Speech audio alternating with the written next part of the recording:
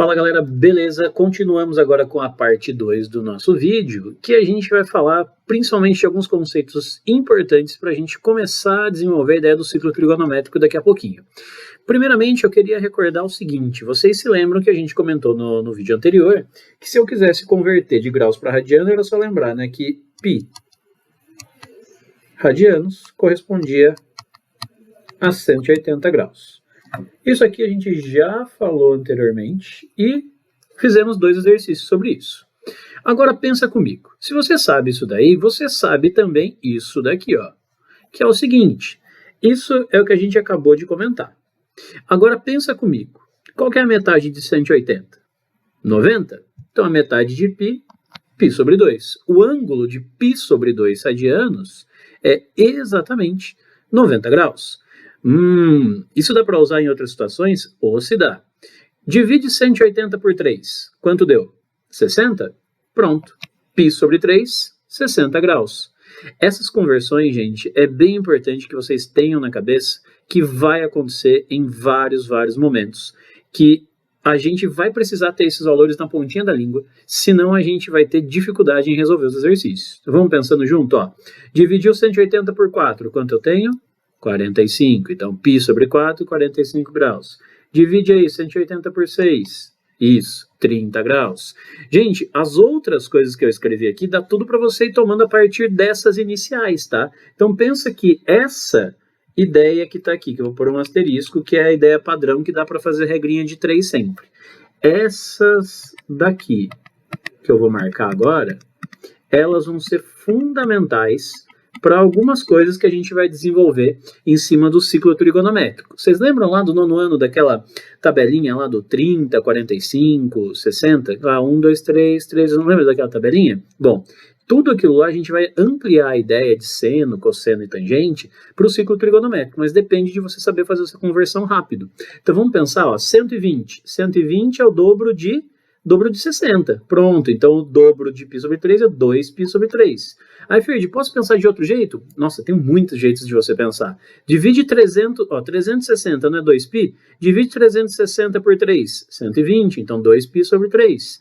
Galera, dá para você praticar isso aqui bastante, de várias maneiras diferentes. Depois eu vou ensinar para vocês uma maneira de memorizar esses arcos notáveis de um jeito legal, com simetrias, tá? Mas, por enquanto, bota na cabeça que isso daqui é uma coisa importante para vocês saberem.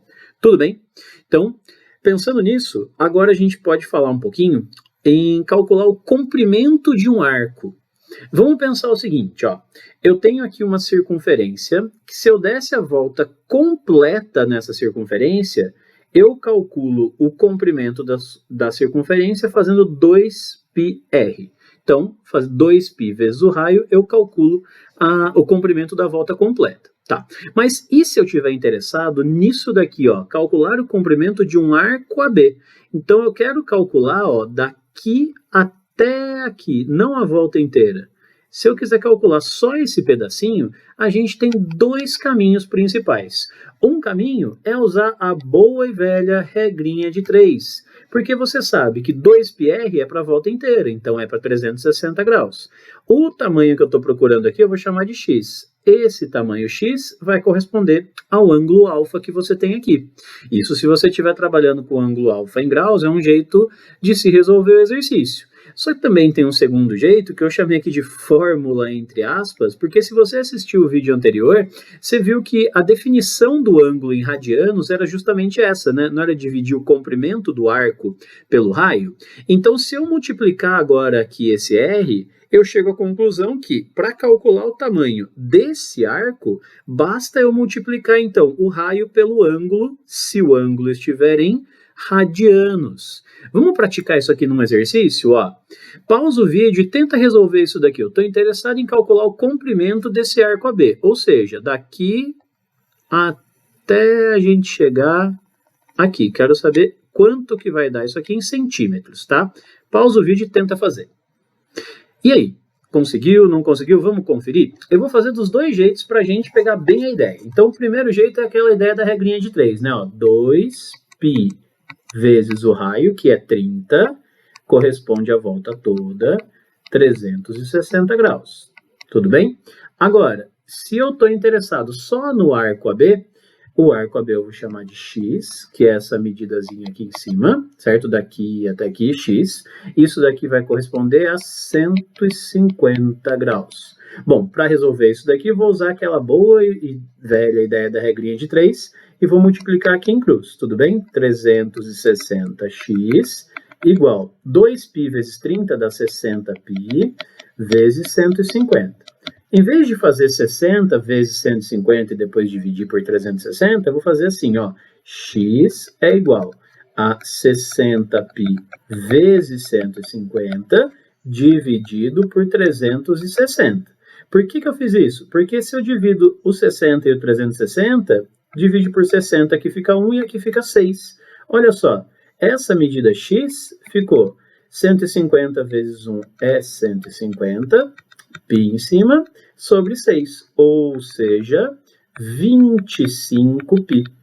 Ferdi, quero dar a resposta aproximada em centímetros para entender melhor. Tá bom, aproximadamente 25 vezes 3,14. Se você fizer essa continha, você vai encontrar que aquele arco vai dar aproximadamente 78,5 centímetros. Essa eu vou chamar de estratégia número 1 de resolver o exercício. A segunda estratégia de resolução usa a ideia que a gente viu no slide anterior. Lembra que a gente viu ali? Ó, vou voltar. Essa ideia aqui, ó. Essa ideia que se eu multiplicar o ângulo alfa pelo raio, eu consigo descobrir qual é o tamanho do arco. Então, x é igual a alfa vezes r. Porém, o meu alfa tem que estar em radianos. Você se lembra que 150 graus, a gente viu lá na tabelinha lá atrás, 5π sobre 6 radianos? Lembra disso? Ó, volto ali para você dar uma olhada. 150 graus, 5π sobre 6, não é? Então, vamos seguir. Vejamos. Então, basta multiplicar 5π sobre 6 pelo raio, que é 30. Olha que facinho, gente. Simplifico 30 com 6, fica 5. 5 vezes 5π, 25π. Note que essa resposta aqui é exatamente a mesma que eu cheguei antes, que eu tinha aproximado aqui antes, né? 25π, 25π centímetros, tá bom? Espero que tenha ajudado a entender. No próximo vídeo, na próxima parte, aqui é parte 3, a gente vai falar sobre o ciclo trigonométrico. Então, vem comigo!